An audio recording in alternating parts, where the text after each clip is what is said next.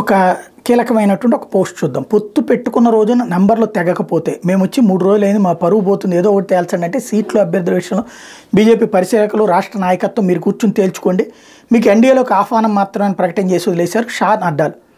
ఈ రోజుకి మోడీ అధికారికంగా ట్వీట్ చేయలేదు స్వాగతం అంటూ. మరోవైపు మరునాడు కేంద్ర మంత్రి షెకావత్, బీజేపీ ఉపాధ్యక్షుడు జయంత్ పండా తాడేపల్లి వచ్చి చర్చలు కొనసాగించారు. 10+20 నుండి మొదలైన చర్చ అప్పుడు ఆగిపోయిన 8+16 నుండి చర్చ మొదలుపెట్టి 6+10కి ఏకాభిప్రాయం కుదిరింది. ఇంకా చర్చలు సాగుతున్నాయి అని షెకావత్ ఆ రోజే చెప్పారు. చర్చల సారాంశం ప్రతిరోజు షాకి, నడ్డాకి వెళ్తోంది. బాబు గారు, పవన్లు మాత్రం 6+10 అని ఉమ్మడిగా ఓ ప్రకటన అంటూ సంతకాలు లేని ఓ పేపర్ విడుదల చేసి ట్వీట్లు వేసుకున్నారు. బీజేపీ నుండి ఫైనల్ నెంబర్ల అధికారిక ప్రకటన అయితే ఇంతవరకు రాలేదు. అదే సందర్భంలో 6+10 ఫైనల్ కాదు, అది 7+14 అవ్వచ్చు, 8+16 అవ్వచ్చు. 7వ ఎంపీకి మాత్రం బాగా పట్టుబడుతున్నారు. అసెంబ్లీ ఒక 2-3 అటు ఇటుగా తేల్చేస్తారు. ఏ నియోజకవర్గాలు కావాలనే దాని మీద మాత్రం బీజేపీకి పూర్తి స్పష్టత కూడా ఉంది. తెలుగు మీడియా రాసేది నమ్మకండి అంటూ బీజేపీ అభిమానులు చెప్తున్నారు ఇప్పుడు.